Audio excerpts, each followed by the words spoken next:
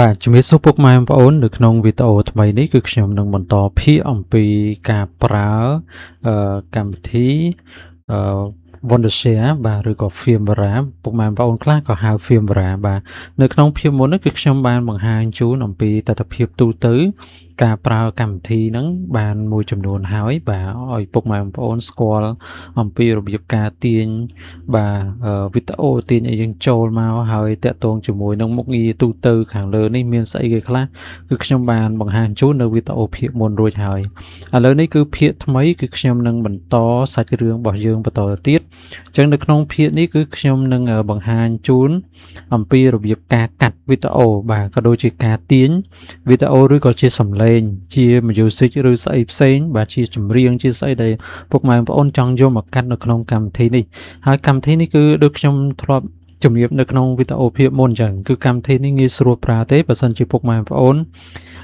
អាចសង្កេតឬក៏រៀនប្រើជាមួយខ្ញុំតាមអ្វីដែលខ្ញុំបានបង្ហាញនេះខ្ញុំជឿជាក់ថាពុកម៉ែបងប្អូនគឺអាចយកទៅរៀនប្រើបានហើយអាចងាយធ្វើការកាត់ដោយខ្លួនឯងបានអញ្ចឹងឥឡូវនេះគឺកុំឲ្យខាត់ពេលវេលាយូរខ្ញុំនឹងធ្វើការឧទាហរណ៍ណាខ្ញុំឧទាហរណ៍ខ្ញុំអត់មានរូបភាពវីដេអូអីក្រៅពីមេរៀនរបស់ខ្ញុំទេខ្ញុំឧទាហរណ៍ថាខ្ញុំយកមេរៀនណាមួយដើម្បីកាត់បង្ហាញជូនពុកម៉ែបងប្អូនណាខ្ញុំភាគច្រើនគឺខ្ញុំទាញចូលចឹងបាទបើសិនជាមានវីដេអូច្រើនគឺពុកម៉ែបងប្អូនអាចធ្វើការទាញចូលហើយខ្ញុំនឹងទៅរករូបភាពមួយដើម្បីឧទាហរណ៍ជូនពុកម៉ែបងប្អូនបាទរំពីរបៀបការកាត់បាទឥឡូវឧទាហរណ៍ថាខ្ញុំយករូបភាពណាមួយចឹងទៅណាពុកម៉ែបងប្អូនសូមអធិស្ឋានណាខ្ញុំយករូបភាពណាមួយយកមកធ្វើជាគំរូទេអានេះគឺជា file រូបភាពបាទនេះគឺជា file វីដេអូរបស់ខ្ញុំដែលខ្ញុំបាន record អញ្ចឹងខ្ញុំមានខ្ញុំទៅរករូបចម្រៀងសំឡេងមួយទៅណាខ្ញុំឧទាហរណ៍ថានេះចម្រៀងមួយចុះបាទអញ្ចឹងខ្ញុំមាន3 file ហ្នឹងដើម្បីខ្ញុំបង្ហាញជូនពុកម៉ែបងប្អូនទស្សនាហើយនៅក្នុងនេះគឺយើងអាចបាទតម្លាក់ជា file ចម្រៀងជា music MP3 បាទសំឡេងដែលយើងបានថតទុកហើយហ្នឹងយើងចង់បញ្ចូលសំឡេងដូចជារឿងប្រភេទជារឿងដែលគេបញ្ចូលសលេងពុកម៉ែបងប្អូនណានៅក្នុង YouTube មានបងពុកម៉ែបងប្អូនយើងក៏ធ្វើតាក់ទងជាមួយការសម្រាយរឿងឬអីផ្សេងក៏យើងអាចបង្កើតនៅក្នុងនេះបានដែលនិយាយរួមទៅឲ្យតែជាវីដេអូយើងអាចកាត់ប្រើនៅក្នុងនេះគឺវាមានភាពងាយស្រួលអានេះគឺជារបៀបការទាញចូលប៉ុន្តែបើសិនជាពុកម៉ែបងប្អូនចង់លុបនៅចម្រៀងរូបភាពនឹងចេញវិញបាទគឺយើងមកស្ដាំងាយស្រួលណាខ្ញុំបង្ហាញជូនទៅហើយគឺយើងមកស្ដាំយើងយក delete បាទយើងយក delete មកបើសិនជាពុកម៉ែបងប្អូនចង់លុបចេញណាខ្ញុំឧទាហរណ៍ណាថាបើថាយើងចង់លុបចេញវិញនេះទៀតតែយើងទាញចូលមកយើងចង់លុបចេញបាទអញ្ចឹងយើងមកស្ដាំយើងចុច delete បាទហើយបើសិនជាយើងចង់ទាញចូលយើងទាញចូលមកពុកម៉ែបងប្អូនណាឧទាហរណ៍ឥឡូវខ្ញុំទាញMP3 មួយអដាលទៅខ្ញុំទាញរូបភាពមួយចូលវិញបាទខ្ញុំទាញជាវីដេអូរបស់ខ្ញុំមួយសូមអធិស្ឋានពុកម៉ែបងប្អូនខ្ញុំយកវីដេអូណាក៏បានដែរមិនជាបញ្ហាឥឡូវខ្ញុំយកវីដេអូនេះចុះបាទនេះគឺជារបៀបនៃការបាទទាញយកវីដេអូរូបភាពជា MP3 ចូលទៅក្នុងកម្មវិធី Wondershare ឬក៏ Filmora បាទហើយបើសិនជាពុកម៉ែបងប្អូនចង់ធ្វើការងារនៅក្នុងកម្មវិធីនេះយើងមិនមែនគ្រាន់តែទាញចូលប៉ុណ្ណេះគឺរួចរាល់ទេអញ្ចឹងពុកម៉ែបងប្អូនត្រូវចាប់រូបភាពវីដេអូទាំងអស់ដាក់ចូលមកបាទមានប្រមាណដាក់ចូលក្នុងនឹងសិនពេលយើងដាក់ចូលរួចហើយយើងធ្វើការចាប់បាទរូបភាពហ្នឹងយកមកទម្លាក់នៅក្នុងផ្ទៃការងាររបស់យើងខាងក្រោមនេះដែលជាកន្លែងដែលយើងត្រូវធ្វើនេះបាទអញ្ចឹងយើងចាប់ទាញមកពុកម៉ែបងប្អូនទាញចូលមកណាយើងទាញដាក់ឲ្យដល់គល់ទៅឬពុកម៉ែបងប្អូនចង់ដាក់ត្រឹមណាឥឡូវទីថាខ្ញុំយករូបភាពមុនចុះណាទីហោភាគច្រើនយើងមានរូបភាពជាcover បាទឬក៏យើងដាក់នៅកតុយក៏បានដែររូបភាពឧទាហរណ៍ឥឡូវពុកម៉ែបងប្អូនចង់ដាក់នៅកន្លែងណាក៏បានដែរឥឡូវខ្ញុំដាក់នៅក្បាលមុខចុះបាទឧទាហរណ៍ថាពេលចូលមកដល់យើងមានជា cover អញ្ចឹងទៅណាយើងដាក់ cover ស្អីផ្សេងអញ្ចឹងស្រេចលើពុកម៉ែបងប្អូនរៀបចំនេះគ្រាន់តែខ្ញុំឧទាហរណ៍ខ្ញុំសង្ឃឹមថាពុកម៉ែបងប្អូនមើលបាទទស្សនាវីដេអូរបស់ខ្ញុំនឹងអាចអនុវត្តបានណាហើយយើងចាប់វីដេអូមក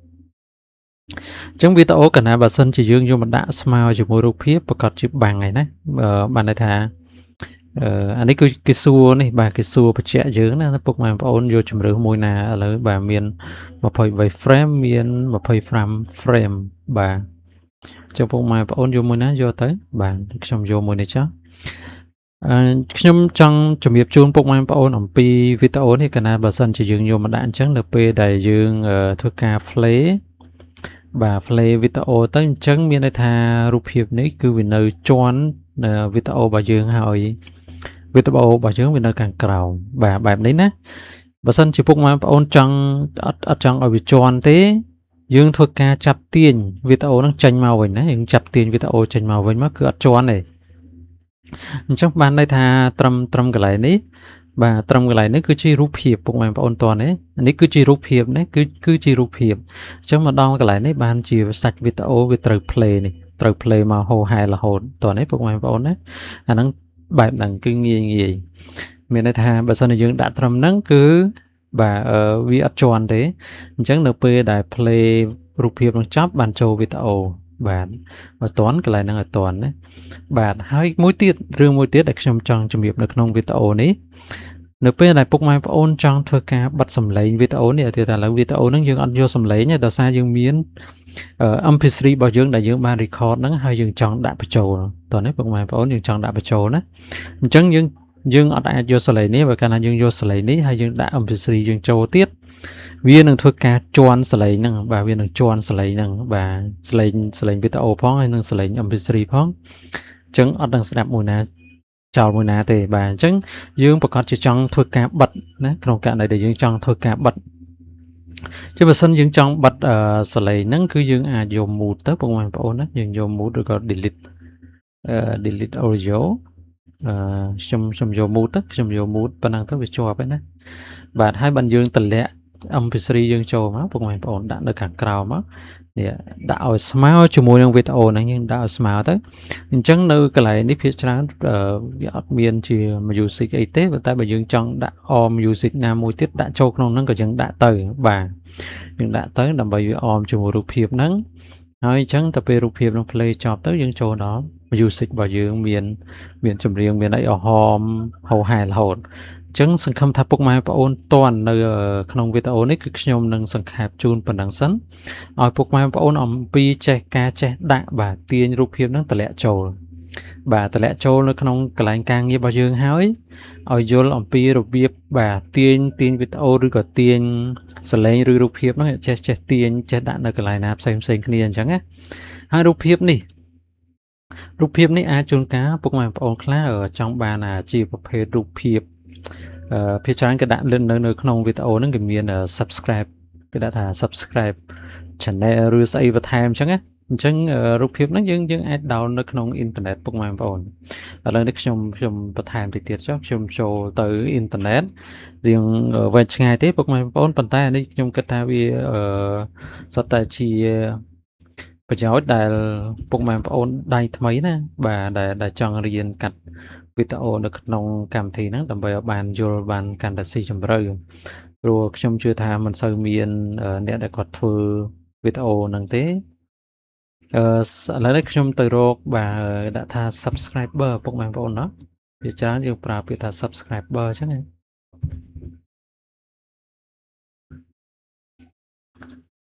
បាទ subscriber